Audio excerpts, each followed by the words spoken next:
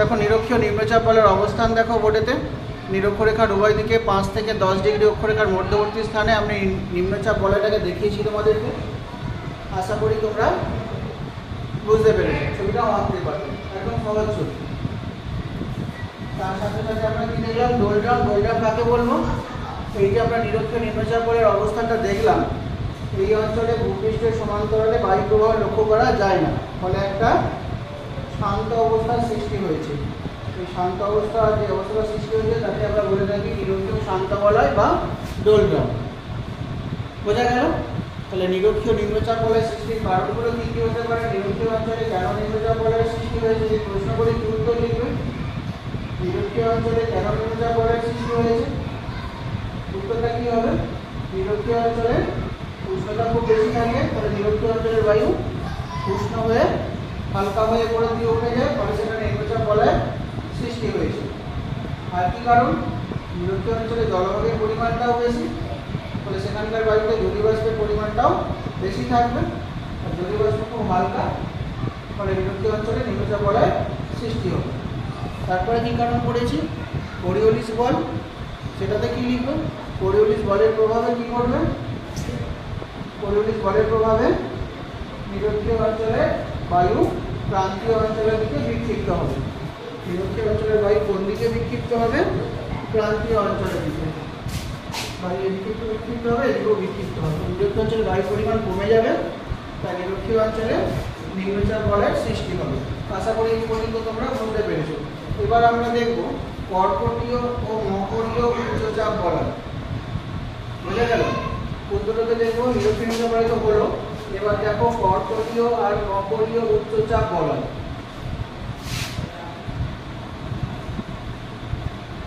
কর্কটীয় ও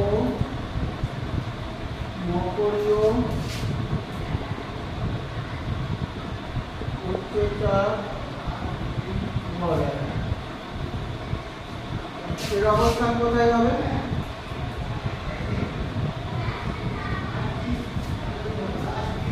বলো।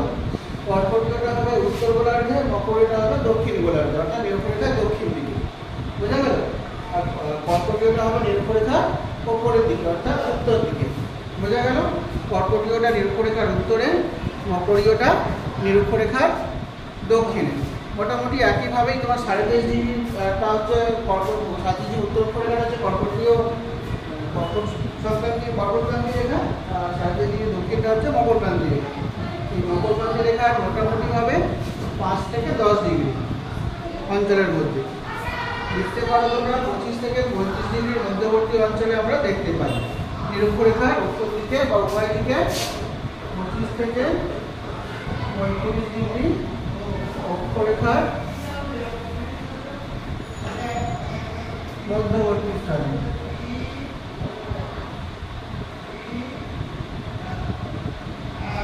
অবস্থান বোঝা গেল? এবার আমরা দেখব কেন সৃষ্টি হয়েছে এইগুলো উচ্চচাপ বলয়। নিরক্ষীয় অঞ্চলের যে বায়ুটা বিক্ষিপ্ত হচ্ছিল, সেই বায়ুটা এই ক্রান্তীয় অঞ্চলে এসে উপস্থিত হচ্ছে, বা কর্কটীয় আর মকরীয় অঞ্চলে এসে উপস্থিত হচ্ছে। ফলে কি করছে? কর্কটীয় আর মকরীয় অঞ্চলে বায়ুর পরিমাণ বেড়ে যাবে, ফলে সেখানে উচ্চচাপের সৃষ্টি হবে। বোঝা গেল? তাছাড়া নিরক্ষীয় অঞ্চলের তুলনায় এই অঞ্চলের বায়ু উষ্ণতা একটুখানি কম থাকে, তো তুলনামূলকভাবে কম থাকে, ফলে এখানে উচ্চচাপের সৃষ্টি হয়েছে, সেটাও লিখতে পারো। আবার উত্তর গোলার্ধে ক্রান্তীয় অঞ্চলে স্থলভাগের পরিমাণ হচ্ছে সব থেকে বেশি রয়েছে। উত্তর গোলার্ধে ক্রান্তীয় অঞ্চলে স্থলভাগের পরিমাণ বেশি রয়েছে, ফলে বাতাসে জলীয়বাষ্পের পরিমাণটা কম হয়ে যাবে। স্থলভাগ বেশি আছে অর্থাৎ জলভাগ কম আছে, জলভাগ কম থাকার কারণে জলীয়বাষ্পের পরিমাণটাও কম হবে, ফলে এখানে উচ্চচাপের সৃষ্টি হবে। আশা করি বুঝতে পেরে গেছে। এবার আমরা এখান থেকে দেখব অস্ত অক্ষাংশ। আচ্ছা, এই যে অঞ্চলটা তোমরা দেখছো নিরক্ষরেখার উভয় দিকে 25 থেকে 35 ডিগ্রি, এই অঞ্চলটাতেও কিন্তু একটা শান্ত অবস্থার সৃষ্টি হয়েছে। এখানেও কিন্তু ভূপৃষ্ঠের সমান্তরালে বায়ু প্রবাহ লক্ষ্য করা যায় না। এখানে বায়ু নিম্নমুখী, নিরক্ষীয় অঞ্চলে বায়ু ছিল ঊর্ধ্বমুখী, এখানে হচ্ছে বায়ু নিম্নমুখী। ভূপৃষ্ঠের সমান্তরালে বায়ু প্রবাহ হয় না। বোঝা গেল? সেই জন্য একটা শান্ত অবস্থার সৃষ্টি হয়েছে। যাকে উত্তর গোলার্ধে কর্কটীয় শান্ত বলা হয় আর দক্ষিণ গোলার্ধে মকরীয় শান্ত বলা হয়। বুঝা গেল? আগেকার দিনে অর্থাৎ প্রাচীনকালে যখন ইঞ্জিন তৈরি হয়নি তখন সমুদ্রে যে নৌকাগুলো চলতো বা যে জাহাজগুলো চলতো সেগুলো সব চলতো হাওয়ার সাহায্যে। হাওয়া ঠেলে নিয়ে যেত, বড় বড় পাল তৈরি করে দেওয়া হতো, হাওয়া ঠেলে নিয়ে যেত। কিন্তু হাওয়া তো হয় না, এখানে বললাম তো বায়ুপ্রবাহ হয় না। তাহলে কি হবে? তাহলে সেই জাহাজগুলোকে কে চালাবে? তখন ইঞ্জিন ছিল না, তাহলে সেই জাহাজগুলো কীভাবে চলবে? সেই জাহাজগুলো এই অঞ্চলে এসে গতিহীন হয়ে পড়তো আর যেতে পারতো না, একটা জায়গায় দাঁড়িয়ে পড়তো। বুঝতে পারলে? মানুষ তার নিজের দৈহিক শক্তির সাহায্যে নিজের চেষ্টা করতো, কিন্তু ফলে কী হতো? একটা জায়গাতে অনেক সময় কয়েকদিন হয়েছে দাঁড়িয়ে থেকে যেত। এইরকমই একটা জাহাজ যেটা ঘোড়া নিয়ে যাচ্ছিল ক্যারিবিয়ান দ্বীপপুঞ্জে, যাওয়ার সময় এই কর্কটীয় অঞ্চলে এসে গতিহীন হয়ে পড়েছিল আর সে যেতে পারছিল না। তখন নাবিকেরা ঘোড়াগুলোকে জলে ফেলে দিয়েছিল। কেন জলে ফেলে দেবে? একটা জায়গায় যদি তারা দাঁড়িয়ে থাকতো বা একটা যখন যেতে হবে তুমি যেতে পারছি না, তাহলে যাতায়াতের সময় কম লাগলো না বেশি লাগলো? ধরো তুমি বাসে করে তোমার বাড়ি থেকে তোমার মামা বাড়ি যাবে, মোটামুটি টাইম লাগে 1 ঘন্টা, ধরো মোটামুটি যেতে লাগে 1 ঘন্টা। এখন তুমি গিয়ে দেখলে মেট্রোগ্রামে বিরাট বড় জ্যাম, সেখানেই আটকে গেলে, তাহলে কি 1 ঘন্টা লাগবে না বেশি লাগবে? তখন মনে করো ঘর থেকে যখন বেরিয়েছিল 1 বোতল জল নিয়ে বেরিয়েছিল, জ্যামে তো 2 ঘন্টা আটকে গেছে।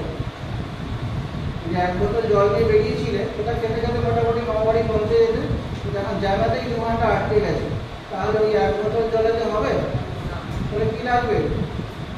আরো জল লাগবে। এবার মনে করো একটা বিস্কুটের প্যাকেট নিয়ে যাচ্ছিল, এখন জ্যামটা 6 ঘন্টার হয়ে গেছে, ঠিক আছে? এবার মনে করো একটা ছাগল নিয়ে যাচ্ছিল মামার বাড়িতে, কথার কথা, ঠিক আছে? ছাগলটার জন্য 1 আঁটি ঘাস নিয়ে যাচ্ছিল, ঠিক আছে? এবার কি করবে? আর 1 বোতল জল নিয়ে যাচ্ছিল, আর জল তুমি পাচ্ছ না, 6 ঘন্টা 7 ঘন্টা আটকে আছে, জলটা তুমি খাবে না ছাগলটাকে খাওয়াবে? কি করবে? ছাগলটা কি হবে? কি হবে বলো? ঠিক একই কারণে ঘোড়াকে তো ওই জন্য ওরা ফেলে দিয়েছিল, একটা জায়গায় এসে ওরা আটকে গিয়েছিল। যে ঘোড়াটা তোকে বললাম না জাহাজে করে ঘোড়া নিয়ে যাচ্ছিল, তাহলে কেন ফেলে দিয়েছিল? সমুদ্রে আছে জলের কি অভাব? তাহলে ফেলে দিল কেন? সমুদ্রে জল আমরা খেতে পারি না। খেতে পারি কেন? নোনতা। গেছো দীঘাতে, দেখেছো তো সমুদ্র কেমন? খেতে ভালো? খেতে পারবে? খেতে পারবো না। সেই জন্য তারা কি করেছিল? নাবিকেরা খাবার আর জল বাঁচানোর জন্য ঘোড়াগুলোকে জলে ফেলে দিয়েছিল। কোথায়? কর্কটীয় শান্ত বলয়। কেন? সেখানে ভূপৃষ্ঠের সমান্তরালে বায়ু প্রবাহ ঘটে না। ওই অঞ্চলে যখন নাবিকেরা পৌঁছে যেত তখন তারা 2-3 দিন একটা জায়গায় আটকে যেত, তখন তারা ওই জল আর খাবার বাঁচাবার জন্য ঘোড়াগুলোকে জলে ফেলে দিত। সেই থেকে ওই অঞ্চলটাকে বলা হয় অশ্ব অক্ষাংশ। এর মান হচ্ছে তোমার 35 ডিগ্রি উত্তর আর দক্ষিণ অক্ষরেখা। তাহলে আমরা কি দেখলাম? কাকে বলবো অশ্ব অক্ষাংশ? আশা করি এটাও তোমরা লিখতে পারবে। এটাও বোঝা গেছে অশ্ব অক্ষাংশ। আমরা পড়লাম কর্কটীয় ও মকরীয় উচ্চচাপ বলয় সৃষ্টির কারণ পড়লাম, অবস্থান তো দেখলাম, অশ্ব অক্ষাংশ পড়লাম। এবার দেখবো চিত্রে অবস্থান। এবার ছবির দিকে দেখো কোথায় আছে, কিভাবে দেখাবে।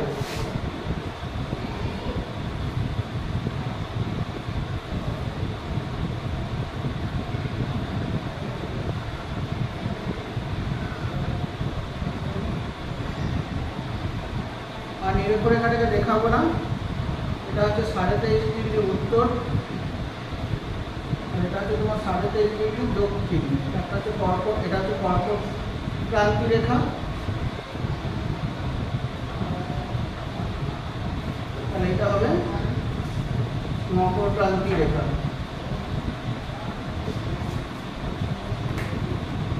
একে বেশ করে মোটামুটি এই অঞ্চলটাতে আমরা দেখতে পাবো একটা উচ্চচাপ বলয়।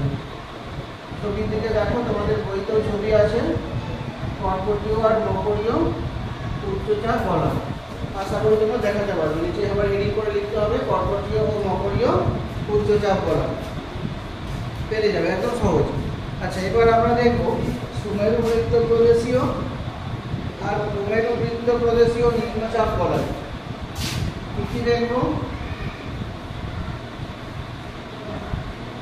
সুমেরু আর কুমেরু বৃত্ত প্রদেশীয় নিম্নচাপ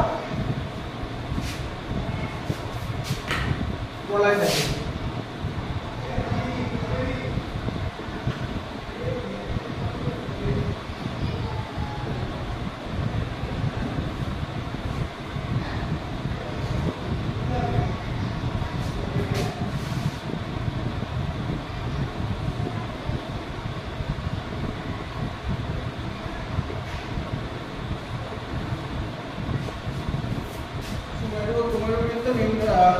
প্রদেশীয় নিম্নচাপ বলয়, এরও দেখবো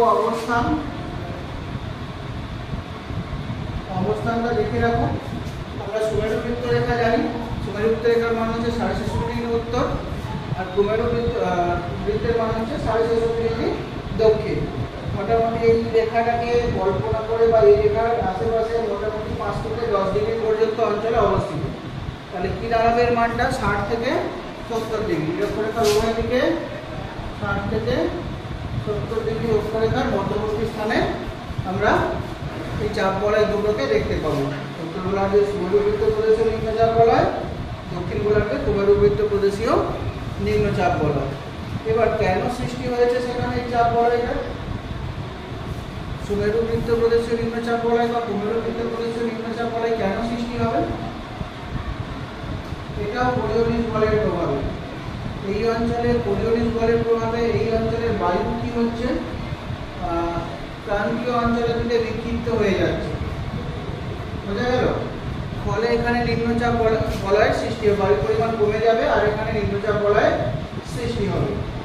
এই একটা কারণে জেনে রাখবো, এখানকার বায়ু বিক্ষিপ্ত হবে। সুমেরু বৃত্ত প্রদেশীয় অঞ্চল থেকে এবং কুমেরু বৃত্ত প্রদেশীয় অঞ্চল থেকে কোরিওলিস বলের প্রভাবে বায়ু বিক্ষিপ্ত হয়ে ক্রান্তীয় অঞ্চলের দিকে এবং মেরু বৃত্ত প্রদেশীয় অঞ্চলের দিকে উপস্থিত হবে। ফলে বায়ুর পরিমাণ কমে যাবে, তাই এখানে নিম্নচাপ বলয়ের সৃষ্টি হবে। এই সাথে সাথে অবস্থানটা আমরা দেখে রাখবো, চিত্রটা দেখে রাখবো ম্যাপেতে কোথায় হতে পারে। আমরা নিরক্ষরেখা পড়েছিলাম 0 ডিগ্রি, তারপরে পড়েছিলাম 23.5 ডিগ্রি উত্তর, আর দেখেছিলাম 23.5 ডিগ্রি দক্ষিণ। এবার দেখবো 66.5 ডিগ্রি উত্তর আর 66.5 ডিগ্রি দক্ষিণ।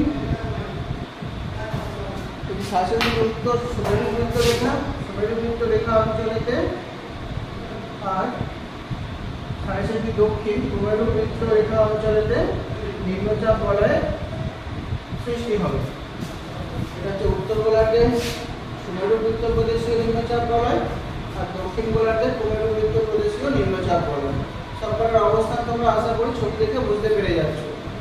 এখান থেকে এইটুকুটাই। এবার আমরা দেখব কুমেরু আর সুমেরু উচ্চচাপ বলয়।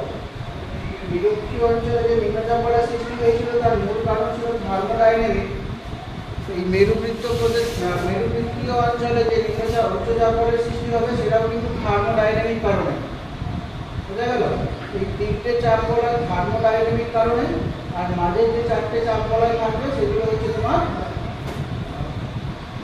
কোরিওলিস বলের প্রভাব। তো মেরু অঞ্চল খুব ঠান্ডা অঞ্চল হবে, শীতল অঞ্চল, তাহলে সেখানকার বায়ু খুব ভারী হবে। বায়ু যদি ভারী হয় সে নিম্নমুখী হবে বা তার চাপ বেশি হবে। ফলে কুমেরু বৃত্ত অঞ্চলে এবং সুমেরু বৃত্ত অঞ্চলে উচ্চচাপ বলয়ের সৃষ্টি হয়েছে, বোঝা গেল? তাহলে সব চাপ বলয়গুলোর অবস্থান দেখলে মানচিত্রতে। এবার দেখে নাও কোথায় হবে তাহলে এটা যদি আমরা 90 ডিগ্রি ধরে নিই একদম মেরু বৃত্ত প্রদেশীয় অঞ্চলে, এই দুটো অঞ্চলেতে আমরা কি দেখবো? উচ্চচাপ বলয়। কুমেরু উচ্চচাপ 90 ডিগ্রি দক্ষিণ 90 ডিগ্রি উত্তর, এটা হয়ে যাবে তখন কুমেরু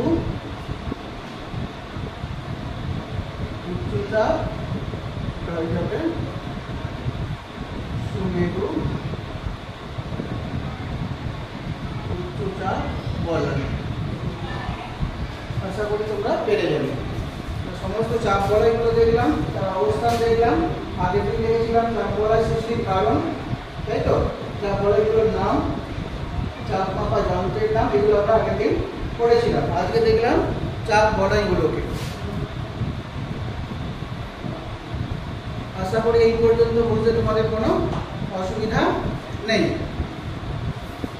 শেষ করবো ক্লাসটা এখানে। এটা একটা রিভিশন ক্লাস করিয়ে দিলাম, এই চ্যাপ্টারটা খুব ইম্পর্টেন্ট। শেষ করছি।